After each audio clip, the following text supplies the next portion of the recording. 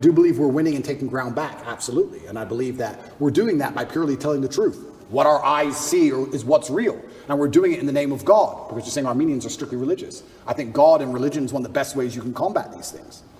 People with moral standard, and there's people with none. Zero. That's what's most annoying about my position, because it's absolutely and utterly weaponized virtue they use against me. And what happens when you have somebody who's monumentally successful across all realms of human endeavor? The only way you can attack them is by calling them a bad person. They can't call me stupid. They can't call me ugly. Can't call me broke. Can't call me weak. They can't call me any of these things. So how do we attack this guy?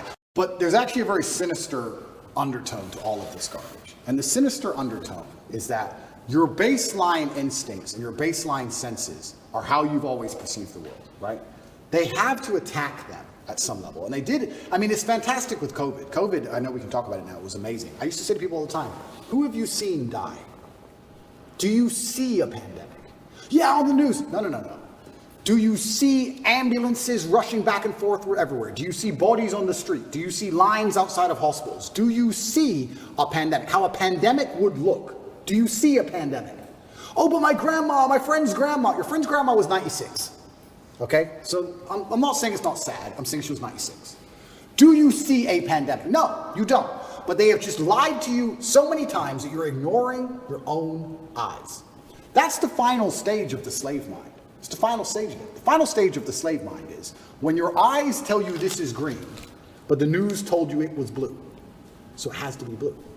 So when they're doing these things, it's nothing to do with caring about the mental health, of gender ideology, none of this garbage. We already know what is the purpose of this LGBTQ movement? What is the purpose of this transgender? What is the purpose of, let me get this straight, this person cannot buy a gun at 13. This person cannot go in the military at 13. This person cannot vote at 18. This person cannot own a car at 13, but they can transition. The most important decision of their lives, you're okay with? More of us than them. So to a degree, you say, who's in charge of the world? Well, I like to say, well, we are.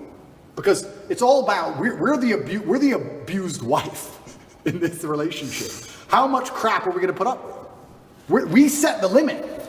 They're going to come at us with everything they can, right? We set the limit. But the problem is they try very, very hard to, one, increase our limit to the max, which is tolerance, and two, to divide us to the point where we don't ever unite long enough. You made a really interesting point there about empires falling. You're going to have higher gas prices. You're going to have mass civil unrest. You're going to have inflation. So now we have this globalism. That's where communism comes from, right? There's more of us than them. Well, I like to say, well, we are. We set the limit. They're going to come at us with everything they can, right? We set the limit. But the problem is they try very, very hard to, one, increase our limit to the max, which is tolerance, and two, to divide us to the point where we don't ever unite long enough. I love what happened in Glendale, what you just told me about that. You know, when you're saying this, I'm reading a book right now. Right? This is the guy that built New York, okay? The more they would push him back, the more he stood up. The more they would say, no, this is not fair what you're doing, the more he would even say, I'm going to go even more extreme. You're never going to have a person who is principled enough to take risk to his public detriment for the good of what he believes in, who's liked by everybody.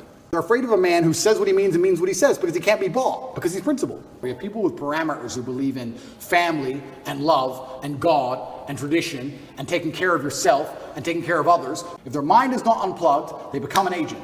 If your mind's not freed, you can be one of them. And that's what's happening. And this is why we don't have competing sets of parameters which are trying to argue about which is the best way to run the world. We have people with parameters who believe in family and love and God and tradition and taking care of yourself and taking care of others. I'll give you a perfect example of it. I said this multiple times in many different countries I visited. I said, if they cared about you, they would have left everything open, maybe put a tax on everything, extra tax percent, whatever, and built hospitals. Why didn't they do that? Why did they lock you all up? Because it's a mass compliance exercise. They want you to comply. They don't give a shit about your health. They just want you to comply. And they want to test how many people comply. And people were saying, yeah, it's all about money. It's all about profit. And I said, that's actually a very optimistic way to look at it. I think that if you destroy the economy and lock everyone in their houses and destroy everyone's businesses, you don't care about money. You're beyond money. You're above money. You want power and you want control. The sinister undertone is that your baseline instincts and your baseline senses are how you've always perceived the world, right? They have to attack them at some level. If they're going to give you a lie, but your own eyes can't protect you, well, then it's over, isn't it? If you control what someone says, over time, you'll control what they think. You're going to give the idea, get some feedback on the idea, build on the idea, change the idea, whatever it is, through discussion. So they say, this is the truth, ignore your eyes, and you have to say it's the truth. Slow incremental damage. They'll take all your rights away. They'll take 100 of your rights away. Don't worry, I think generationally.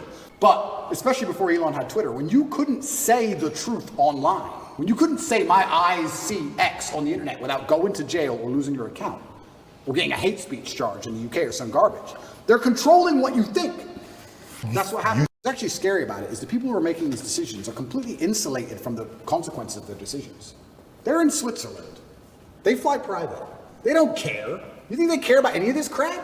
They'll say, oh, do this. Oh, it's caused a riot. They don't live there. They're nowhere near it. They have nothing to do with it. When's the last time you've even seen a politician? Do these people even exist? They're not even near, they have nothing to do with where they operate. It's actually amazing. When I was in Dubai once, I think it was about 3 years ago, I saw the leader of Dubai walking through the mall. I was like, he's a person and he just walks through the mall. I was so impressed. Imagine a Western leader walking through the mall. Never. Never. Never in a million years. It's just pieces of paper, private jet, vanish. All these people who are in charge of everything don't even live in these communities. I do believe that, yes, we can win, because I don't think you can fight to the best of your ability if all hope is lost. They're deliberately attacking you and saying, what your eyes tell you is wrong. If they're going to give you a lie, but your own eyes can't protect you, well, then it's over, isn't it? So all of these things they're doing, all of these things are a deliberate assault on the senses. And they do it by controlling the language. If you control what someone says, over time, you'll control what they think. You don't think what you don't say. It's very hard to live a life for 8 years, if you're lucky, and think things and never say them ever. If you think it, you're going to say it sometimes. You're going to give the idea, get some feedback on the idea, build on the idea, change the idea, whatever it is, through discussion. If you never, ever, ever discuss it, you're not going to think it. So they say, this is the truth, ignore your eyes, and you have to say it's the truth. You can't say it's not the truth. And the people who are in charge of the world, they think generationally. They have time. Right now it's a joke. 200 years from now it won't be a joke.